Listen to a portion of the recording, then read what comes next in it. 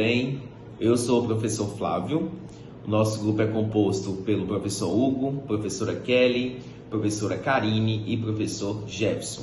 Hoje nós vamos falar de um assunto muito importante, que são os 3 textos que foram colocados na plataforma, no AVA, para nós comentarmos e fazer o nosso trabalho.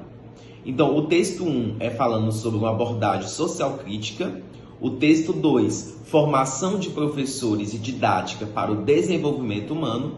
E no texto 3, nós temos finalidades educativas escolares e escola socialmente justa, a abordagem pedagógica da diversidade social e cultural. O que mais me chamou a atenção a respeito do texto 2 foi a questão da formação de professores e didática para o desenvolvimento humano, que fala sobre a questão de valorizar a construção dos saberes pedagógicos que ajudem o aluno a desenvolver-se de forma crítica, criativa e autônoma. E outro ponto importante também que me chamou muito a atenção sobre esse texto 2 é a questão a didática. Ela é entendida como uma mediação entre o conhecimento científico, a cultura e a prática pedagógica, permitindo ao professor organizar o ensino de modo crítico e criativo. O que nós podemos também analisar é a questão desse modo crítico e criativo referente ao esporte. Porque nós temos também na educação física um papel fundamental de articular, de comentar com os alunos. Por isso que o texto vem a falar sobre formação de professores e didática para o desenvolvimento humano. Nós temos na educação física identidade, que nós estudamos, nós temos a desigualdade e a justiça social. Eu que trabalho numa escola de tempo integral, esses assuntos são muito importante dentro desse contexto, porque a gente precisa falar sobre isso. Nós temos 319 alunos hoje, diferentes faixas etárias, de 11 até 17 anos, e a educação física, ela como um todo, ela dentro e fora da sala de aula, ela precisa ser discutida, precisa ser falada e valorizada, além do esporte, sobre a identidade, sobre a desigualdade e também sobre a justiça social. Tá?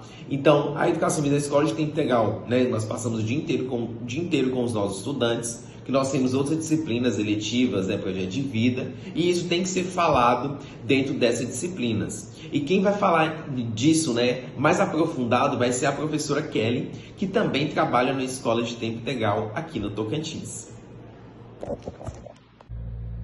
Boa noite, aí Flávio, que bom ouvir um pouquinho sobre a sua realidade, né? Nós estamos em escola de tempo integral no estado do Tocantins, mas em municípios diferentes.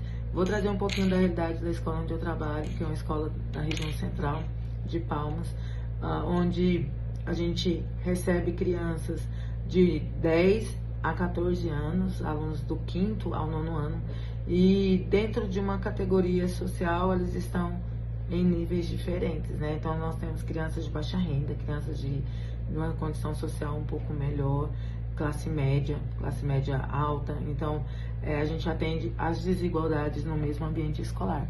E diante disso nós enfrentamos desafios, porque a gente entende que as desigualdades, elas se apresentam no dia a dia e podem trazer conflitos entre os alunos, e nós, enquanto professores, temos o direito, a obrigação de mostrar às nossas crianças não só as práticas esportivas inerentes ou características da educação física, mas ir além, né?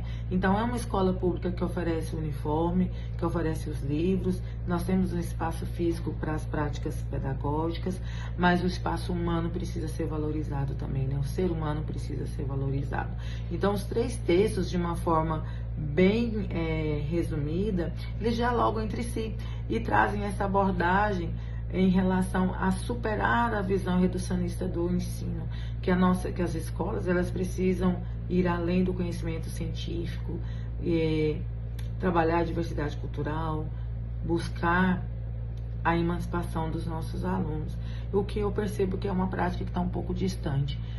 É difícil, o professor ele precisa sair um pouco da sua zona de conforto e buscar novas formas de dialogar com os alunos, para que eles entendam a sua função social, para que eles entendam a sua também responsabilidade enquanto cidadão, de mudar o seu destino, né? Então, nós, professores, precisamos estar atentos a isso e trazer um debate crítico para dentro da sala de aula e oferecer para os alunos uma formação mais justa, mais inclusiva, e é só a partir do diálogo que a gente vai conseguir trazer e mostrar a importância da valorização de cada um, né?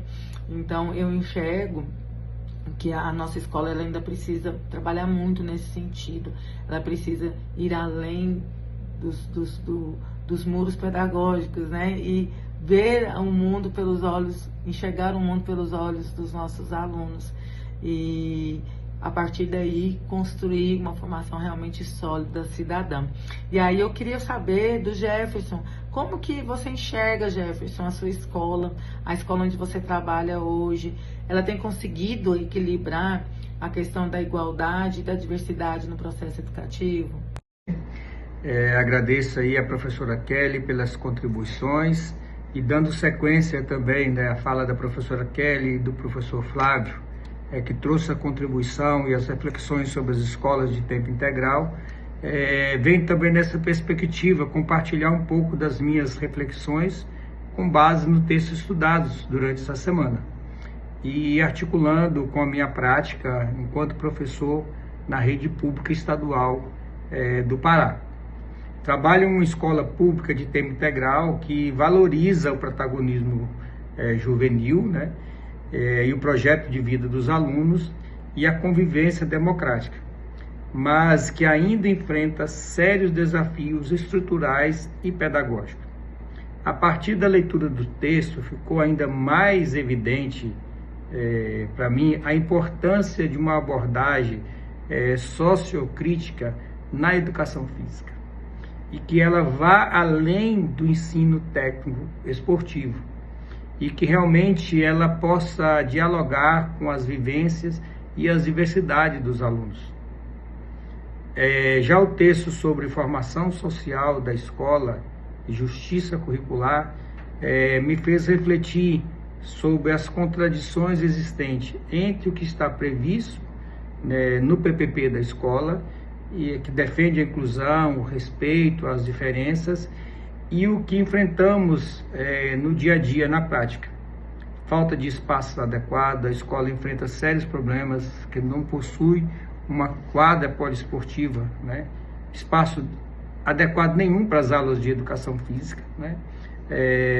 Existem materiais, mas poucos materiais por falta de recurso financeiro, e apoio especializado, né? Que muitas vezes leva a improvisar as aulas com o que eu tenho para garantir a participação dos alunos, inclusive os alunos com deficiência.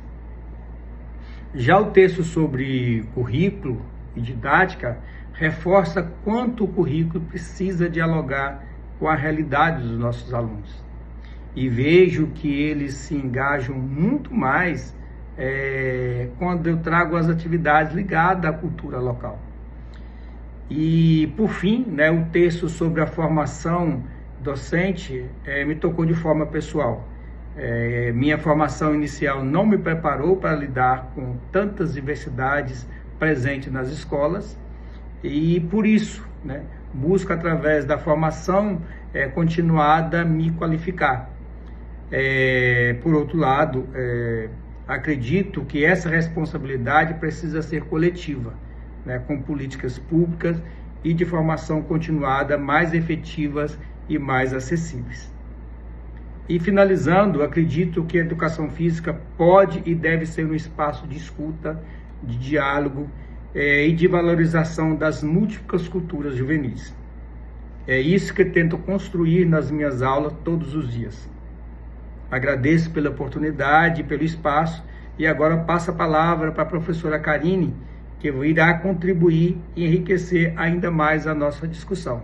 Um grande abraço. Olá, eu sou a professora Karine Santos e vou dar as minhas contribuições na análise sistemática dos textos abordados essa semana. Bom, para começar a falar de onde eu trabalho, né, eu sou de Belém do Pará, porém sou concursada em 2 municípios do interior do estado, na cidade de Moinho do Rio e na cidade de São Miguel do Guamá. Os 3 textos que analisamos, eles têm em comum a preocupação com a formação docente, a justiça social e a inclusão nas práticas escolares, em especial na educação física. O texto de Libânio sobre a formação docente, ele evidencia a dissociação entre o saber acadêmico e o saber didático na formação de professores. Isso faz com que muitos docentes não consigam transformar a teoria em prática pedagógica sensível às necessidades dos alunos. E esse diagnóstico ele é visível em nossas escolas públicas, onde ainda predominam as aulas repetitivas, pouco adaptadas às diferenças entre os estudantes. O segundo texto, de Félix Anaya e colaboradores, apresenta uma revisão crítica que mostra como a educação física, em diferentes contextos, ainda produz desigualdade de gênero, classe social e deficiência. A pesquisa ressalta a importância de metodologias críticas, reflexivas e participativas que questionem práticas excludentes e garantam a participação de todos. Quando a gente pensa na nossa realidade, vemos como atividades padronizadas e focadas apenas no desempenho acabam afastando estudantes que não se enquadram no modelo tradicional.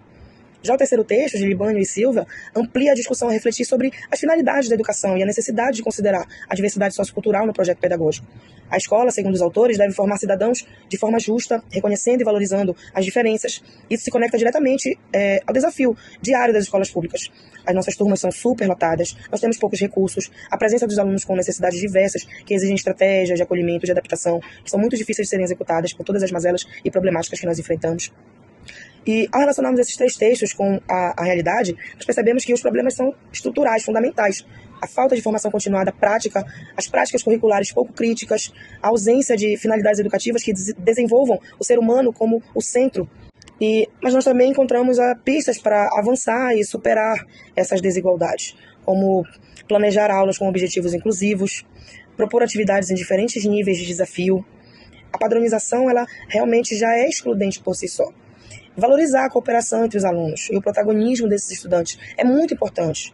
Registrar reflexivamente as nossas práticas e promover pequenas formações coletivas nas escolas também é algo que vai fazer com que o pertencimento e a colaboração entre os pares faça com que se avance esses processos da prática docente e da formação de professores. Assim, a leitura crítica desses textos nos ajuda a compreender que a educação física na escola pública ela precisa, sim, ir além do ensino de habilidades motoras, ela deve ser um espaço de participação, pertencimento, desenvolvimento humano, para que todos os estudantes possam ter oportunidade. E essa é uma missão que não é fácil, ela é uma missão muito árdua e difícil até de ser executada. Porém, nós precisamos ainda mais estimular essas práticas para que a gente possa proporcionar uma educação mais progressista. E não tem como desistir. Quanto a nossa formação dentro do programa de mestrado profissional do ProF está fazendo eu refletir sobre as minhas próprias práticas, está fazendo eu refletir sobre como que o sistema de educação ele é ultrapassado ainda nos municípios onde eu trabalho. Olá, sou o professor Hugo Maurício e trabalho na Rede Municipal de Ensino de Breves, aqui no estado do Pará.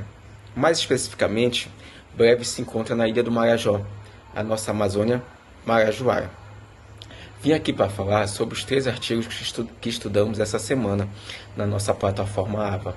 O primeiro artigo é de Félix Anaya e fala sobre a pesquisa sociocrítica e a sua importância para o desenvolvimento da justiça social e diversidade dentro das nossas escolas e a emancipação dos alunos. Porém, essa pesquisa sociocrítica ainda encontra muita resistência por parte de alunos e professores. No segundo artigo estudado, de Libânio 2015, fala sobre a divisão entre conhecimentos disciplinares e conhecimentos pedagógicos dentro da nossa formação inicial e como isso reflete nas nossas aulas. No terceiro artigo de Libânio e Eliane Silva, fala sobre as finalidades educativas escolares e uma escola socialmente justa. Na nossa realidade aqui em Breves, e eu trabalho em 2 escolas, sendo uma de séries iniciais e outra de séries finais, há uma crescente melhora no que diz respeito ao que o professor Libânio fala lá no terceiro posicionamento de finalidades educativas escolares, sobre ampliar o desenvolvimento das potencialidades humanas através da apropriação de saberes sistematizados. Porém, que ligue os conhecimentos, os conteúdos escolares às práticas socioculturais. Então é importante que esses conteúdos eles sejam conteúdos que circundem a realidade dos nossos alunos, e que isso possa favorecer para que eles possam entender como que passa na realidade deles e intervir também. Então é importante que esses conteúdos sejam conectados com a realidade.